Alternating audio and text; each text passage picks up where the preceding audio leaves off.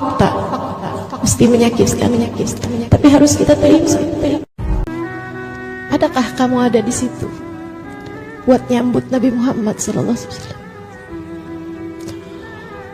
Waktu perempuan-perempuan beberapa hari sesudah kedatangan Nabi Muhammad ke Madinah, ngasih gelang, ngasih kalung, ngasih duit yang mereka punya, ngasih apa yang mereka punya. Bahkan Sulaim ngasih anaknya Anas kepada Nabi Muhammad SAW. Kamu ngasih apa?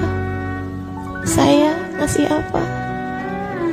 Enggak ngasih apa-apa, teman-teman saya sekalian. Ada 1400 tahun jarak antara kita dengan Nabi Muhammad SAW. Fakta mesti menyakitkan, tapi harus kita terima. Saudaraku sekalian yang saya muliakan, hingga pada akhirnya Nabi Muhammad sholat 5 waktunya, kita nggak pernah ikutan berjamaah sama Nabi Muhammad. Hingga pada akhirnya Nabi Muhammad khutbah dengan begitu banyak khutbah, kita nggak ada diantaranya yang pernah dengar suara Nabi Muhammad SAW. Saudaraku sekalian, hingga pada akhirnya Nabi Muhammad berperang di berbagai macam peperangan. Ada banyak perempuan-perempuan bantuin Nabi Muhammad di tenda-tendanya. Kita nggak ada di antara mereka, teman-teman sekalian. Hingga pada akhirnya ketika Nabi Muhammad wafat dan perempuan-perempuan menangis dari dalam rumah-rumah mereka, kita bukan salah satu di antaranya. Kita bukan salah satu di antaranya yang berteriak-teriak ketika Nabi Muhammad wafat.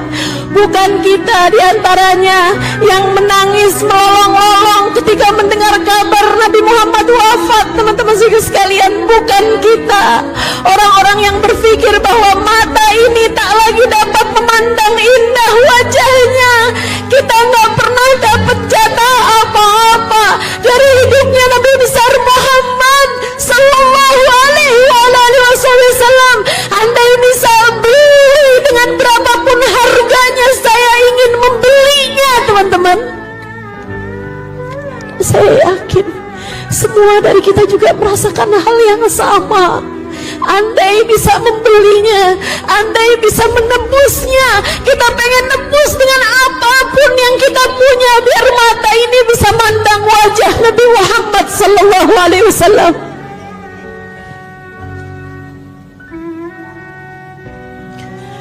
Andai kita bisa melakukan apapun, tentu kita ingin melakukan apapun demi telinga ini mendengar suara Nabi Muhammad SAW.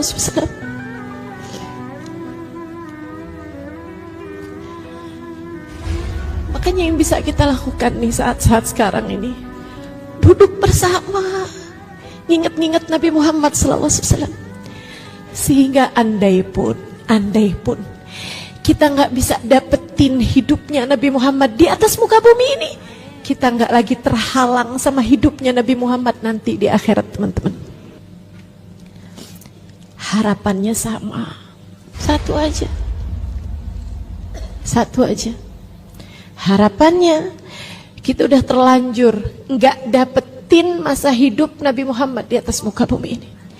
Jangan sampai kita nggak kebagian dari masa kita bersama dengan Nabi Muhammad di akhirat nanti.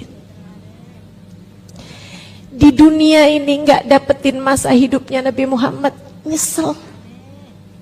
Di dunia ini nggak dapetin masa hidupnya Nabi Muhammad, nggak beruntung kita.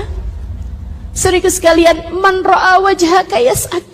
Siapa yang mandang wajah Nabi Muhammad, beruntung dia. Kita nggak mandang wajah Nabi Muhammad. Saudaraku sekalian yang saya muliakan, kita udah nyesel nggak dapetin hidupnya Nabi Muhammad SAW. Sekurangnya jangan sampai kita nggak kebagian dari masa hidupnya Nabi Muhammad di akhirat. Saudariku sekalian, biar ada Nabi Muhammad dalam kuburmu, biar ada Nabi Muhammad pada mahsyarmu, biar ada Nabi Muhammad saat amalmu ditimbang, biar ada Nabi Muhammad saat kamu datang ke Biar ada Nabi Muhammad saat kamu lewat di atas jembatan.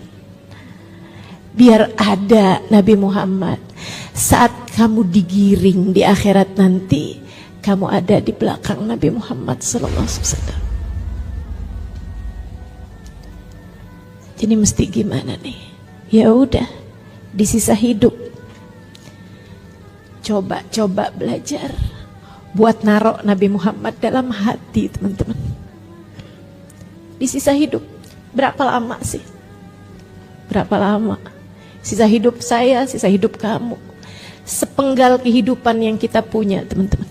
Saya 1979 lahirnya, sampai nggak tahu tahun berapa saya udah nggak ada lagi di atas muka bumi ini. Saya kepengen di sisa hidup yang saya punya ada Nabi Muhammad saya bawa di hati saya. Dan saya rasa semuanya juga seperti itu. Bawa Nabi Muhammad dalam hatimu, teman-teman.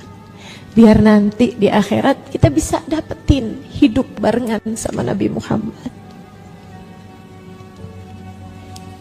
Gak banyak hal kok yang bisa kita kerjain.